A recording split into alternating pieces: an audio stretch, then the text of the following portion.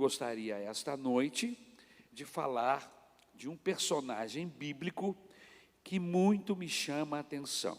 Na verdade, existem alguns personagens bíblicos que eles não são muito famosos, eles trabalham meio que em segundo plano, eles não são os artistas principais do processo, do texto, do evangelho, mas eles aparecem dentro do livro, aparecem dentro da carta, aparecem dentro de um evangelho que você lê, de um texto, e naquele texto ele aparece, depois não se fala mais dele.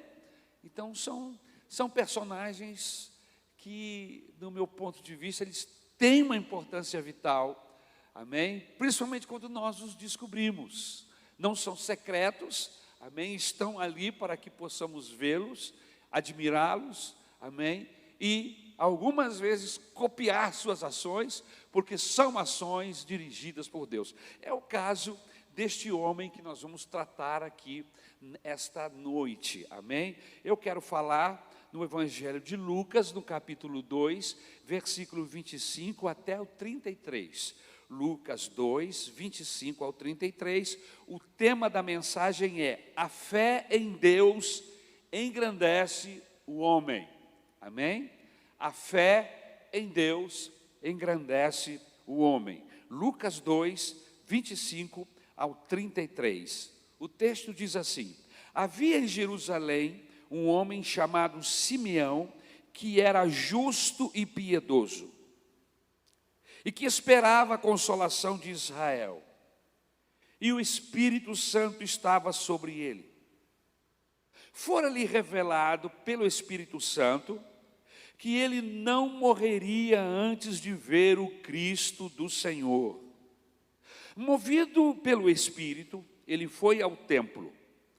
Quando os pais trouxeram o menino Jesus para lhe fazerem o que requeria o costume da lei, Simeão o tomou nos braços e louvou a Deus, dizendo: ó soberano, como prometestes, agora podes despedir em paz o teu servo, pois os meus olhos já viram a tua salvação, salvação que preparastes à vista de todos os homens, luz para a revelação aos gentios e para a glória de Israel, teu povo.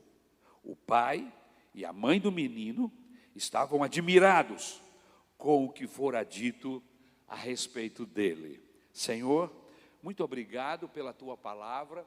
Eu entrego em tuas mãos as nossas vidas, não apenas a minha vida, mas as nossas vidas. Aqueles que estão aqui nesta reunião presencial, aqueles que estão em casa nos assistindo através do YouTube, eu peço que a tua misericórdia, a tua graça nos envolva e que tu possas falar ao nosso coração através deste texto, desta mensagem. Usa-me, Senhor, com graça, usa-me, Senhor, com autoridade, com poder, de forma, Jesus, que as pessoas possam ter capacidade e condição de tomar as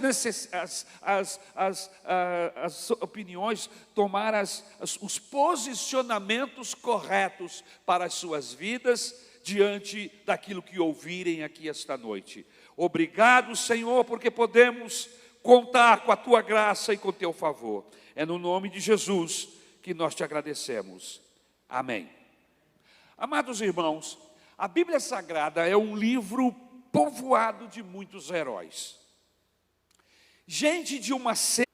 Por isso nós ficamos muito admirados com homens e mulheres que foram extraordinários em suas vidas. Foram excepcionais. Gente que nós não estamos acostumados a ver a toda hora.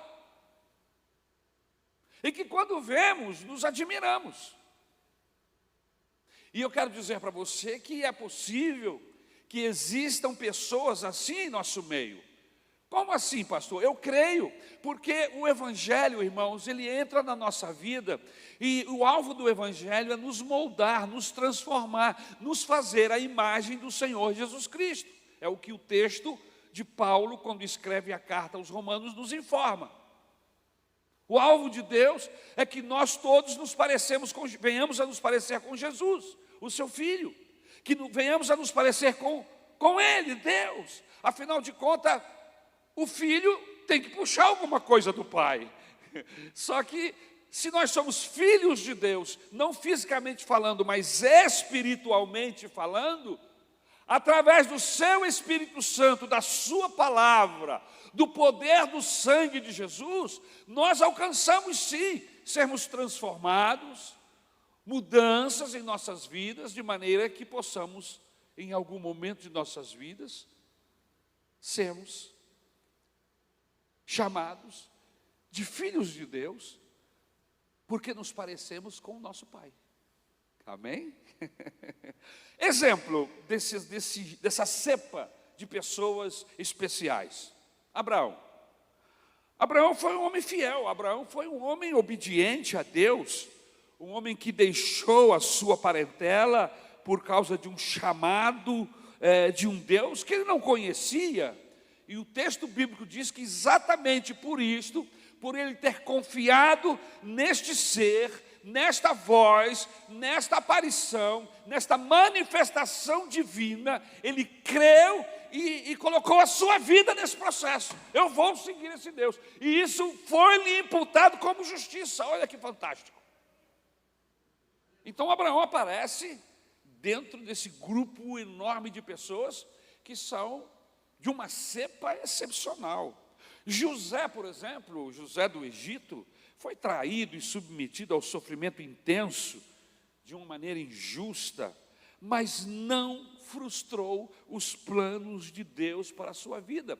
Veja, você que é inteligente, já leu a Bíblia, o fato de José ter ido para o Egito, suportado todos os processos que ele suportou, mesmo ainda estando na sua casa, sendo perseguido por seus irmãos, mais tarde sendo jogado dentro de um poço, vendido para mercadores, depois esses o venderam como escravo, e depois ele foi morar na casa do seu senhor, chamado Potifar, e lá ele ficou durante um período de sua vida, e depois armaram uma circunstância contrária contra ele, e ele acabou sendo preso, sendo levado para o calabouço, e o tempo passou, irmãos, é um tempo enorme que demanda todo esse processo. A vida tem muitas variantes, mas o que nos chama a atenção é que José, diante de tantas possibilidades e variações que a vida lhe apresentava, ele não frustrou o projeto de Deus. O projeto de Deus é que ele estivesse lá no tempo da fome, no tempo da angústia, e tivesse com poder e com autoridade para administrar alimento para as nações da terra, cujo principal objetivo de Deus era a família do seu pai, Jacó, e todos os seus irmãos. É muito interessante, irmãos, quando a gente vê em alguns desses personagens bíblicos, que Deus não havia revelado isso para ele. Deus não disse para ele: vou te mandar para o Egito, porque o meu alvo é que você sente na segunda cadeira do Egito, depois do faraó vai ser você. Não, eu não sabia de nada disso não, estava cru, não tinha nenhuma informação sobre esse respeito, só Deus sabia. Deu-se o projeto, só ele sabia, e o José foi se permitindo, foi se deixando conduzir pela mão de Deus, diante de todos esses processos, ele simplesmente foi fiel a Deus, e sem perceber, ele cumpriu o plano de Deus, e quando ele percebeu, ele já se achou sentado no trono, e aí a ficha caiu, e aí ele pode entender, e aí ele consegue perdoar os seus irmãos, ele consegue entender o plano de Deus, mas isso só acontece depois que ele está lá, como comandante, como governador do Egito. Isso não é fantástico? Outro homem como Jefté, que dentre todos os seus irmãos, ele se destacou e tornou-se o mais excelente. Por quê? Dentre toda a sua família, Jefté aparece como o mais excelente. E qual é a razão? Porque confiou em Deus, porque orou ao Senhor, esperou a resposta e Deus lhe abençoou. É uma história fantástica. É outro personagem pequeno que aparece dentro de um contexto gasta-se aí 2 ou 3 versículos falando sobre ele, e depois ele some. Fantástico isso. Ruth, não poderíamos deixar as mulheres ficarem de fora, né? Dentro desta cepa de personagens especiais, aparece Ruth. Que mulher especial, que transformou uma situação adversa e mudou toda a sua vida e a vida dos seus descendentes. Veja, meus irmãos, que Ruth aparece na genealogia de Jesus. Ruth foi importante, é uma engrenagem dentro de muitas outras engrenagens que a vida apresentava. Se Ruth não acompanha Noemi, se Ruth não se encontra com Boaz, e por sua vez se submete a todos aqueles processos, se casa com Boaz, porque o casamento de Ruth com Boaz gerou quem? Gerou o pai de Davi, Jessé, que por sua vez gerou Davi, o rei de Israel, o principal rei de Israel. Rei este que aparece na genealogia de Jesus. Jesus é descendente de Davi. Mas olha, a Ruth tem uma engrenagem lá no processo. Agora, quando ela casou com um dos filhos da Noemi, ela não imaginava que ela ia chegar onde chegou. Ela não imaginava que o seu esposo ia falecer, que ela teria a oportunidade de voltar para a casa dos pais, porque se tornou uma viúva, poderia tentar a vida outra vez com outro homem, casando-se de novo, mas ela prefere ficar junto da sua sogra, Noemi, deixar a sua terra e voltar para Israel, e lá se submeter às leis de Israel, e se submeter ao Deus de Israel. E veja como que Deus trabalha a vida dessa pessoa, irmãos. A gente lê as histórias, a gente precisa entender que as pessoas não estão sabendo. Nós estamos lendo a história, nós já sabemos. A gente começa a ler o livro de Ruth, eu já sei como termina, porque eu já li umas 8, 10, 15, 20 vezes. Mas Ruth não sabia, mas Deus sabia. E o que Ele requer de nós? O que Ele requer de nós é que sejamos fiéis dentro do propósito que a vida nos apresenta, do propósito que o próprio Deus nos mostra.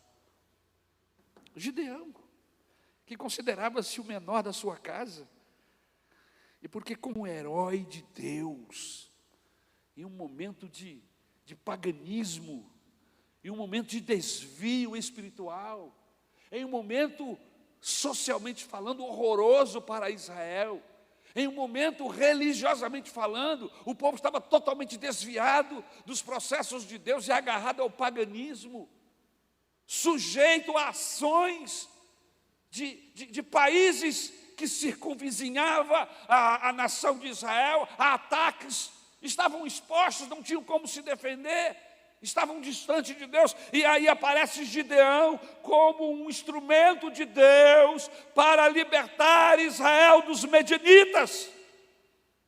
Agora pergunta se ele sabia, quando ele estava malhando trigo no lagar. O lagar é o lugar de pisar uvas, e ele estava malhando trigo porque ele tinha medo dos medianitas vê-lo e destruiu a sua colheita e, quem sabe, até matá-lo. E foi nesse momento que o anjo do Senhor aparece para ele, de Gideão, homem valente do Senhor, corajoso, o Senhor é contigo. E aí ele olha para o ser que ele nem sabia que era anjo ainda, e ele disse, se o Senhor fosse conosco, será que estaríamos passando o que estamos passando? E aí o ser se revela como anjo, e aí ele treme nas bases e vê que ele está falando, que aquilo que está acontecendo é uma revelação divina. E ele faz prova com Deus, e Deus prova que está com ele em todo o processo, e ele toma a decisão de fazer aquilo que Deus quer, de ser instrumento das mãos de Deus para libertar o seu povo. Mas ele se sentiu o menor de todos na casa do seu pai. É uma história fantástica, a história de Gideão. São personagens menores que nós vemos no texto, dentro do livro de Juízes, há tantos heróis, mas aparece aí o Gideão, amém? Mas agora eu vou falar do Davi, o grande rei Davi, o rei de Israel, o homem segundo o coração de Deus. Pecava? Pecava. Pecou. pecou, pisou na bola, fez o que não devia, porque era um homem como eu e você. Mas o que distinguia o Davi não era o seu pecado, que era igual ao dos outros, era o seu coração sensível, o seu coração querendo agradar a Deus, querendo entregar-se totalmente nas mãos de Deus. Pecava sim, mas se arrependia. Deus se agrada de pecadores que se arrependem.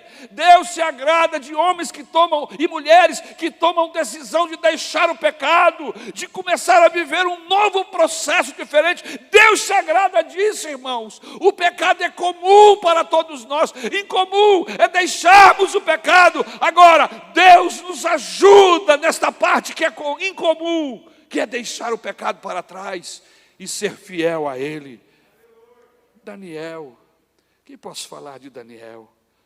Que moço fantástico, que homem que foi preparado. Uma das coisas mais interessantes na vida de Daniel é que a gente não conhece seus pais, mas pelo que eu vejo Daniel, a maneira como ele age, eu quero conhecer os pais de Daniel quando chegar lá no céu. Que pais responsáveis, que pais são esses, os pais de Daniel? Prepararam esse moço, mas não prepararam ele para falar inglês, japonês, italiano, ou qualquer um idioma da época, não, prepararam ele para ser fiel a Deus. Você está preparando seu filho para ser fiel a Deus? Eu não tenho nada contra, e nem estou aqui fazendo apologia da ignorância, pelo amor de Jesus Cristo, não me confunda, mas nós nos preocupamos muito em que nossos filhos sejam formados, que tenham diplomas, que falem 1, 2, 3 idiomas. Isso é muito bom, mas eu lhe pergunto, e a vida eterna? O seu filho tem a vida eterna em Cristo Jesus? Não, mas isso ele vai escolher, pastor. Ele vai tomar decisão, mas ele tem base para tomar decisões? O seu filho está preparado para entrar em uma faculdade? Eu vejo muitos pais colocando a responsabilidade que é sua para a igreja. Somos nós pais que educamos os nossos filhos. Somos nós pais que orientamos e capacitamos os nossos filhos, biblicamente falando, para não se desviarem diante de conversinha fiada, de professor que, em vez de dar matéria, fica ensinando politicagens, fica ensinando processos humanos.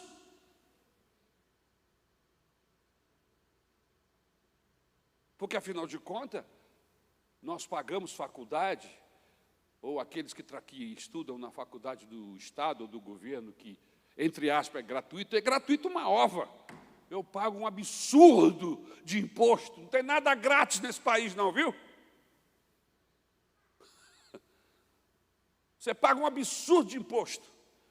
As faculdades, as escolas gratuitas são muito bem pagas pelos nossos impostos.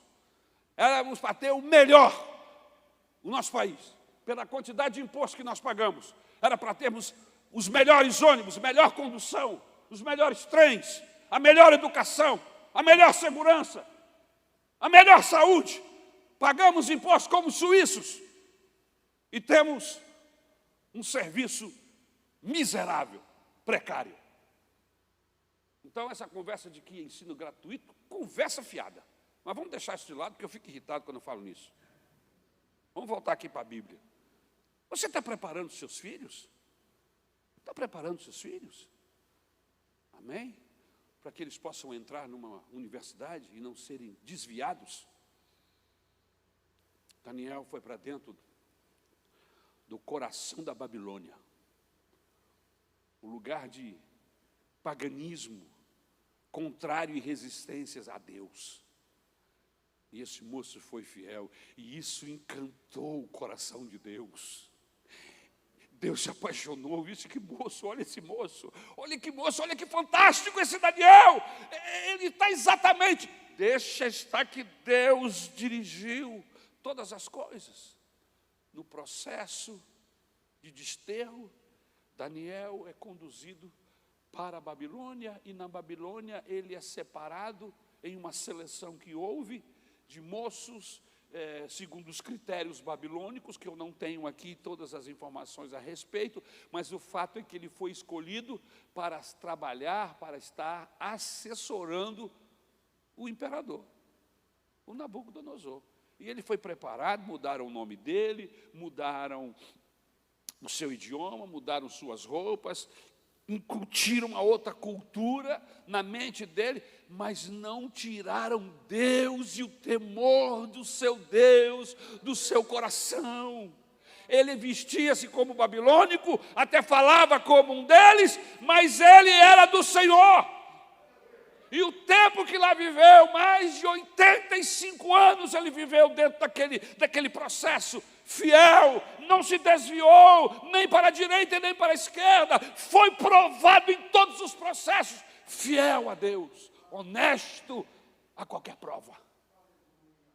Esse homem é fantástico. Quando começo a falar de Daniel, eu tenho vontade de começar a pregar o livro de Daniel, desse ano agora de 2022, mas eu quero fazer um desafio aos jovens e adolescentes que puderem estar aqui. Eu quero sondar com eles qual é a melhor reunião para que nós estudemos juntos o livro de Daniel e depois o livro de Apocalipse, juntos aqui, amém? Um capítulo de cada vez, é uma bênção, irmão, você trabalhar o texto bíblico assim, um capítulo de cada vez, amém? Mas eu quero envolver os jovens e adolescentes nesse processo, e eu preciso que a igreja corresponda. Mas os irmãos não vêm na igreja, né? Os irmãos muito mal vêm aqui no domingo, amém?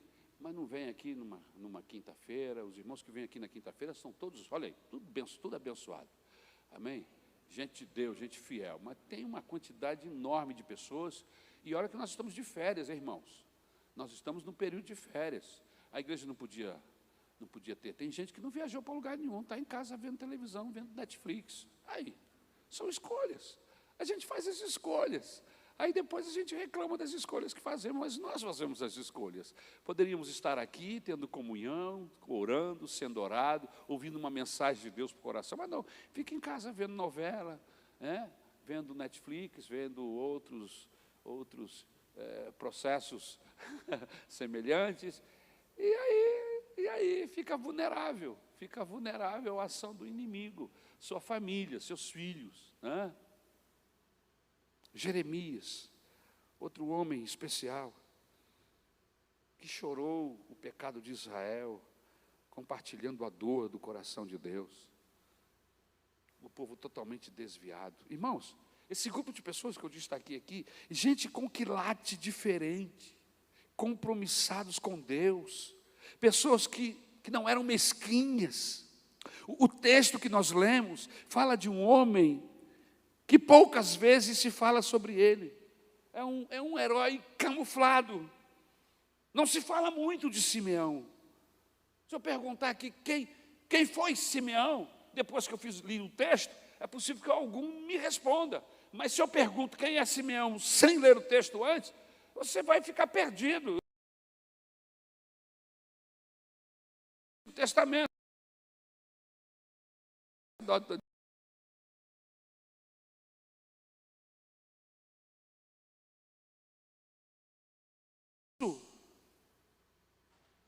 O texto que nós lemos fala de um homem que poucas vezes se fala sobre ele. O que se fala desse homem, poucas vezes se fala sobre outros. Não se fala muito de Simeão. A Bíblia não diz sobre ele. A Bíblia diz que ele servia no templo e tinha a sua idade avançada. É essa a informação que nós temos da Bíblia. Mas esse homem tinha uma grandeza em sua vida, na qual não estamos acostumados a ver.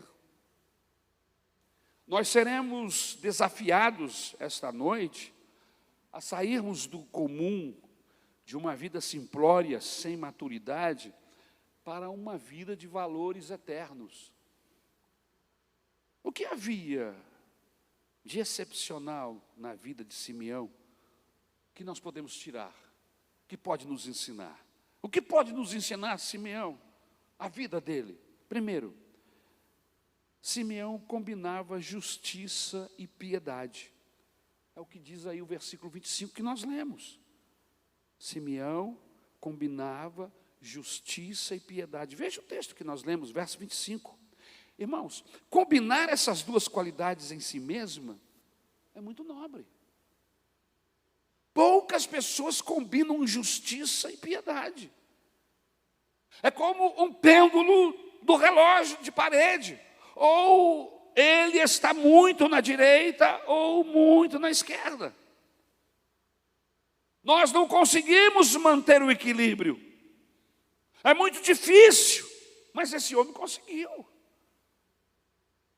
Piedade e justiça. Quais são as características de um homem e de uma mulher que é justa, que é justo? O justo é aquele que trabalha para que todas as pessoas sejam tratadas com a mesma dignidade. E isso é justiça. Justo é aquele que não aceita que ninguém seja tratado de maneira diferente por causa da cor da pele, por defeito físico, por causa de um berço nobre. Não! O justo, ele trata essas pessoas de igual maneira. Quem é justo? É aquele que deseja que todos sejam tratados de igual forma, de igual maneira. Como é a prática do justo? Vamos lá. O justo, ele não fura fila, ele não é espertinho no trânsito, ele não compra o resultado da prova, ele não cola, ele não dá e não aceita propina. Está entendendo?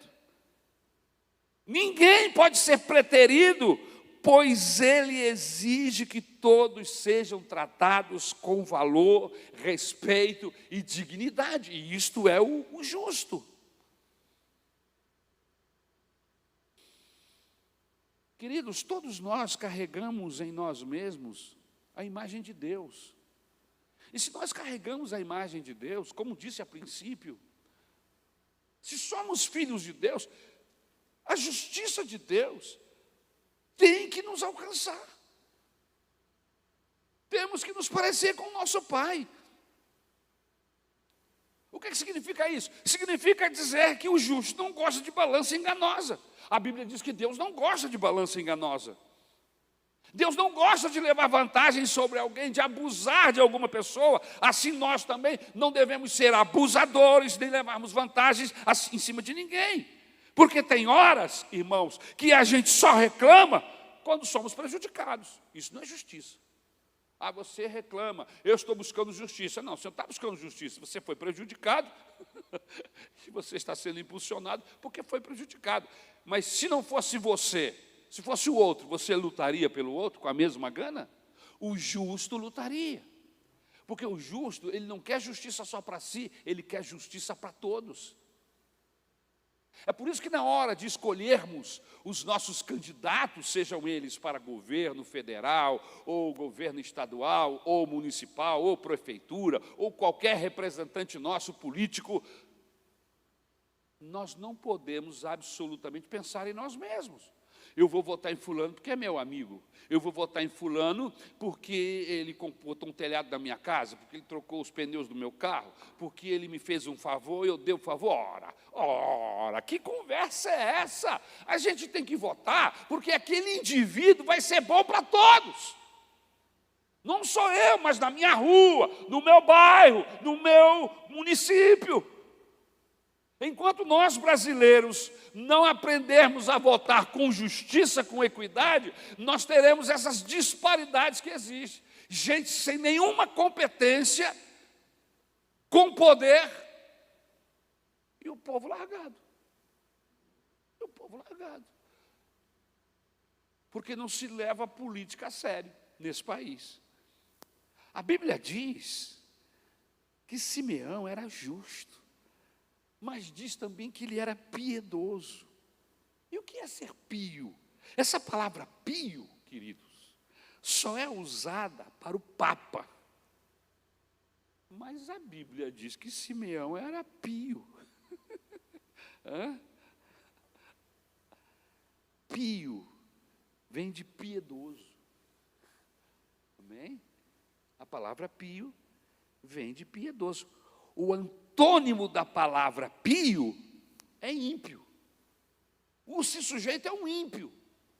Esse sujeito é um pio. São palavras antônimas. São práticas antônimas, diferentes. Pio é todo aquele que é do bem, que é uma pessoa boa, aquele que faz o bem, que tem uma boa alma, que tem um bom coração, não tem um coração azedo, não tem um coração amargo, não tem um coração sovina, não tem um coração avarento, é uma pessoa boa. Você conhece gente assim? Que tem um coração sovina?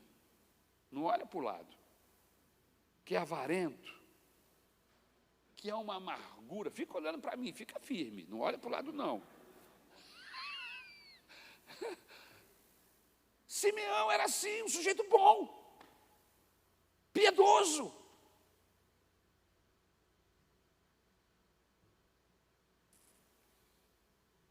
Simeão tinha no seu caráter justiça. Imagine se o cristianismo conseguisse produzir em nós crentes justos e piedosos. Imagine, irmãos, se nós tivéssemos aqui na nossa igreja de Campo Grande uma quantidade de camaradas, de gente assim, que a Bíblia, que nós pudéssemos dizer, fulano é justo e piedoso. Irmãos, isso é um desafio para mim. Isso é um desafio para você. O ano de 2022 pode ser diferente. Eu vou dizer uma coisa, o ano de 2023 pode ser poderosíssimo, porque se você começa a mudar e a ser pio e justo em 22, imagina o que pode acontecer em 23. Porque a gente planta hoje para colher amanhã. Porque a gente começa hoje algo que queremos ser amanhã. Então, se você quer ser pio e justo no ano de 2023, começa hoje no ano de 2022. Ontem me perguntaram sobre quais são os meus sonhos pessoais para o ano de 2022. E eu destaquei 3, poderia ter destacado uma meia dúzia. Mas eu queria perguntar a você, quais são os seus planos, os seus sonhos, os seus projetos pessoais para o ano de 2022? Enricar? Desiste, ninguém enrica de um dia para o outro, só se você jogar na loteria. E como isso é pecado e você é crente, porque loteria não é justo, jogo não é justo, e se você quer ser uma pessoa justa e piedosa, o jogo está fora. E como em um ano ninguém fica rico de uma hora para outra, porque riqueza que vem como consequência de trabalho é bênção.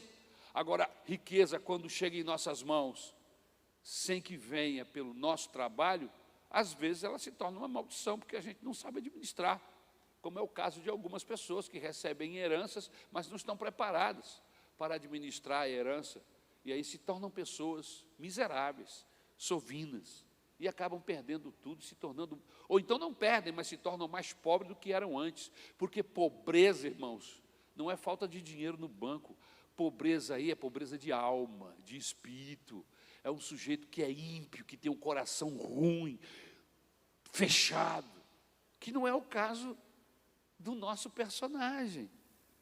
Irmãos, nós não precisamos de muito para ganhar o mundo. Jesus diz assim, que brilhe a luz de Deus em vocês diante dos homens. No versículo 25, o texto diz que ele esperava a consolação de Israel, que o Espírito Santo estava sobre ele. Veja que a prática de sua espiritualidade gerava justiça. A prática da sua espiritualidade gerava piedade. A prática da sua espiritualidade gerava esperança. Você está entendendo o que eu estou falando? A sua religiosidade está gerando alguma coisa? Eu fiz essa pergunta para mim e eu entro em desespero. A minha prática religiosa está gerando piedade? Está gerando justiça? Ou eu continuo um sujeito duro, de coração amargo? Então, para que está me servindo o Evangelho? Para que me serve vir na igreja? Eu vou lhe dizer uma coisa muito séria aqui, esta noite, não se esqueça. O índio que está sentado em cima de uma pedra lá no meio do Amazonas tem mais vantagem do que a gente que estamos sentados aqui. Sabe por quê, irmãos? Porque o índio que está sentado lá, ele ignora. E Deus vai tratar com o ignorante de maneira diferente. A Bíblia Sagrada diz que há um peso maior sobre aqueles que sabem. Então, nesse ponto de vista, é melhor você não vir na igreja mesmo, não. Nesse ponto, com esse prisma, é melhor ficar em casa vendo filme.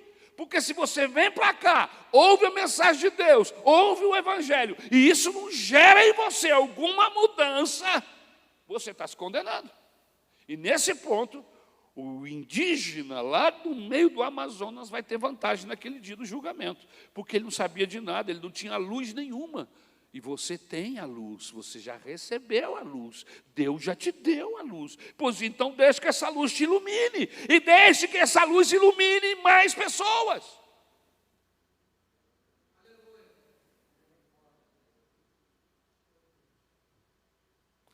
Segunda coisa, e eu vou terminar. O que nos chama atenção nesse personagem? Eu continuo essa mensagem um domingo desse aí pela frente. São 6 pontos. Eu vou parar no segundo, porque a pastora Isabel já olhou para mim. Simeão conseguiu fazer da esperança uma virtude espiritual. É isso mesmo. Ele consegue fazer da sua esperança uma virtude. Esperança não tem a ver com religião, irmãos. Eu tenho esperança que os cientistas encontrarão a vacina contra o HIV. Não tem nada a ver com religião, é esperança. É uma esperança no sentido humano da palavra, não é espiritual. Eu tenho esperança que um dia o homem pare de fazer guerra. É uma boa esperança. É uma virtude humana. O mundo está cheio de pessoas com esperança. Por isso, os poetas compõem. Eu queria fazer uma pergunta para você. A sua fé gera esperança no seu coração? A fé que você tem em Deus gera alguma esperança no seu coração?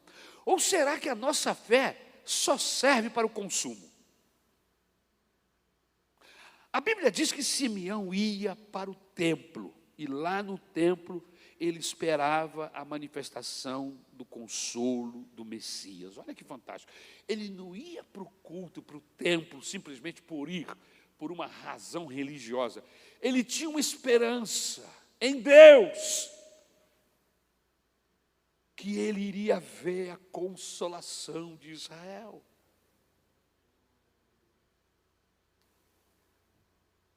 Ele esperava a manifestação do consolo do Messias.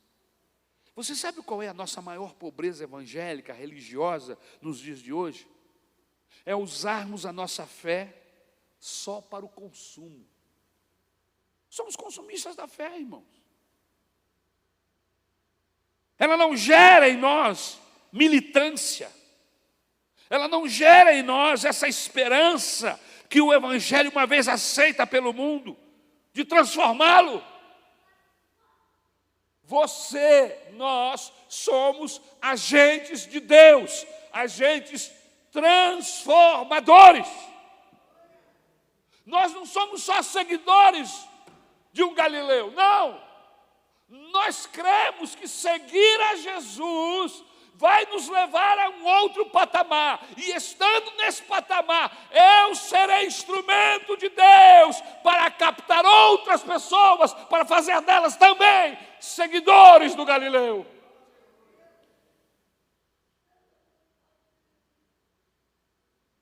Você está entendendo? A Maranata só existe por causa de Jesus. Só existe, o pastor só existe porque tem ovelha. E o Senhor colocou essas ovelhas para que nós as pastoreemos. Se não tem ovelha, para que pastor? Se não tem ovelha, para que aprisco? Mas o alvo de Deus é que hajam ovelhas, que o Senhor as leve para o seu aprisco, que essas ovelhas que são do Senhor Jesus sejam guardadas por Ele, alimentadas por Ele, abençoadas por Ele. Essas ovelhas o lobo não pode roubar, não pode matar, não pode tocar. Por quê? Porque o bom pastor cuida dessas ovelhas.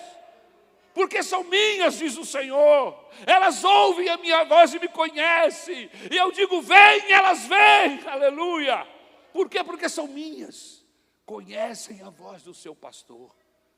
Mas existem aquelas que são ovelhas, mas que não são do meu redil, não conhecem a minha voz. Às vezes estão até entre nós, mas nunca ouvem o que Deus diz, nunca ouvem o que o pastor fala. E eu estou falando do pastor Jesus, não é do pastor Ari. Pastor Ari é ovelha como você. Eu sou um ovelhão que tem um sino aqui no pescoço e eu vou fazendo barulho por onde eu ando. Mas eu sou tão cego quanto você, tão míope quanto você, tão carente de Deus quanto você. Eu preciso da orientação do Espírito Santo. E o Espírito Santo diz, é por aqui. E aí eu vou fazendo barulho ali sozinho e daqui a pouco tem uma fila atrás de mim. Mas é o Espírito Santo que está nos conduzindo. Nas mãos de quem estamos colocando a construção de um novo mundo? Dos cientistas? Dos políticos? Dos que trabalham em ONGs? Da ONU, da Unicef? Médicos Sem Fronteiras? São essas pessoas que vão mudar o mundo, que vão transformar o mundo? A nossa fé está gerando em nós apenas um sentimento aburguesado, narcisista, do vem a nós, do quero mais, dos cultos e reuniões onde dizemos, Deus, eu preciso ser abençoado, me abençoe, Deus. Você sabe que tipo de oração o Evangelho tem que gerar em nós? Sabe qual é a oração que uma fé alicerçada gera no coração de um seguidor de Jesus? Senhor, usa-me, usa a minha vida, para que as transformações que venham sobre a terra, venham através de mim, venham através da igreja, venham através daqueles que te seguem. Irmãos, nós somos chamados para brilhar,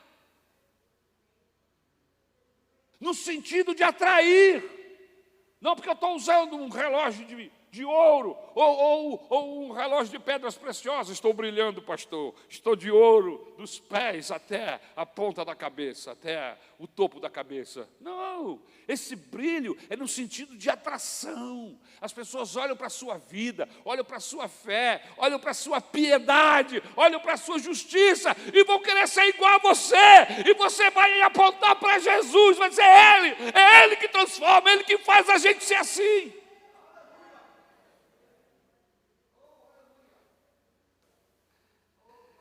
Eu lamento não poder continuar hoje. O relógio diz que falta 2 minutos para as 9 horas, eu vou pedir a você para ficar de pé.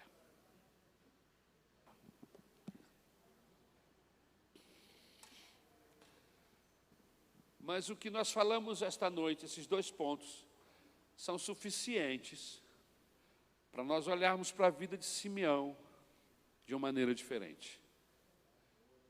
E eu quero pedir a você que nesta oração, você ore como orou Simeão.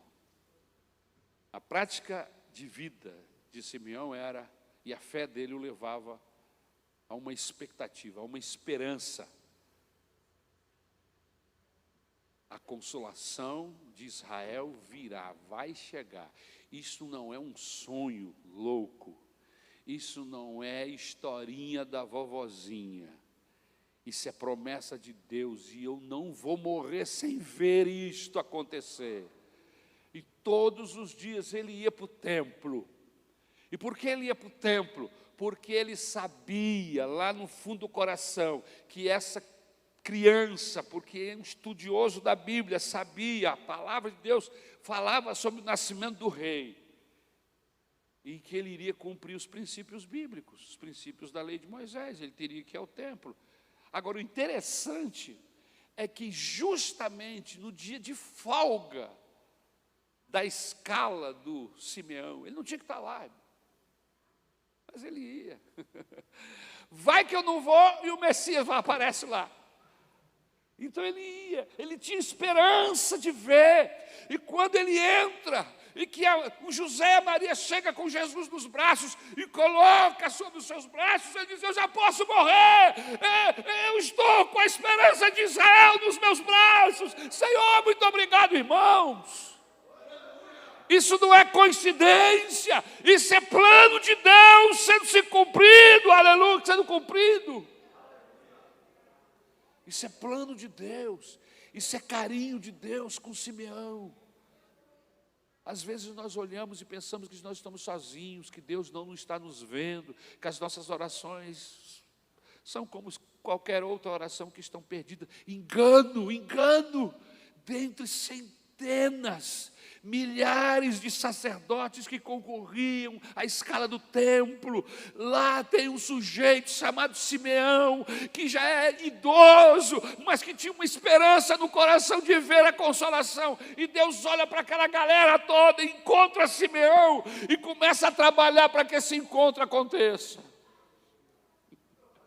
Dá vida, não deixa Simeão morrer, já está velhinho. E no dia que Jesus ia no templo, ele não está escalado, mas o Espírito Santo toca de Simeão, vai para o templo. E Simeão aparece lá fora do templo, fora da escala. E não é que ele encontra o Consolador, o Salvador. Isso não é coincidência, isso é Jesuscidência. Isso é plano de Deus. E essas coisas só acontecem na vida de gente fiel. Não é gente que vive metido em, porcariadas, processos pequeninos, queixumes, murmurações. Gente que fica muito mais aberta a tristezas e as dificuldades de vivermos juntos, do que aberto para dar uma nova chance, para dar uma nova oportunidade. Irmãos, vamos ser resistentes para o pecado, vamos ser resistentes para a murmuração, vamos ser resistentes para aquilo que desagrada a Deus, mas vamos ser fáceis, isso, seja facinho. Irmãos, hoje eu estou facinho para quê? Para amar, estou facinho para perdoar, estou facinho para andar a segunda milha, estou facinho para tirar a minha capa e entregar, estou facinho para que Deus me use. Facilite, irmão, facilite, não apareça no contexto como alguém que resiste a Deus. Resista ao pecado, resista à murmuração, resista à carne, resista a Satanás, e ele fugirá de você. Mas esteja sensível, esteja vulnerável aos processos divinos, e uma hora dessa você vai encontrar consolação, uma hora dessa você vai ter um encontro com os sonhos da sua alma, aquilo que Deus quer revelar somente para você. Que Deus nos ajude. É isso que eu desejo, é isso que eu preciso para o ano de 2022. Eu preciso ser como Simeão, alinhar, equalizar piedade e justiça. Vamos orar.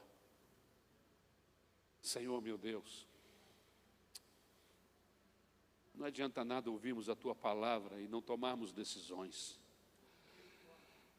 Nós somos ruins de tomar decisões, e às vezes as decisões que tomamos são decisões que nos levam ao erro, que nos afastam de Ti. Mas nós queremos acertar, Senhor. Eu quero acertar. Eu quero dar mais tempo para Ti. Ajuda a administrar minha vida. Ajuda-me, Senhor, a enxergar prioridades na minha vida. O que é prioridade? Prioridade na minha vida, minha família, minha esposa, meu casamento, meu Deus, minha relação com Deus, viver de uma maneira pia, justa. Senhor, me ajuda, mas não somente a mim, ajude a igreja de Campo Grande, é a Tua igreja, contempla os Teus servos, esses homens e mulheres, e crianças, e adolescentes que estão aqui. Senhor, nos contempla esta noite e nos ajuda. E que essas características que exaltam o Teu nome, que fazem que faz deste homem, Simeão, alguém que está em um outro patamar, que é de uma outra cepa.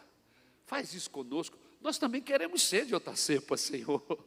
Nós queremos ser de outro patamar, Jesus. Nós não queremos andar no patamar do pecado, da mediocridade. Queremos estar no patamar de adoração, que engrandeça o Teu nome, que atrai as pessoas para Ti, que sirvamos as pessoas. Senhor, nos ajuda, que esse ano de 2022 seja o marco da nossa vida, por causa da decisão que tomamos, de sermos piedosos e justos. Eu entrego as nossas vidas em Tuas mãos, em nome de Jesus, em nome de Jesus. A graça do nosso Senhor e Salvador Jesus Cristo, o amor de Deus e as consolações do Espírito Santo repouse sobre as nossas vidas, desde agora e para todos sempre. Cante comigo, igreja.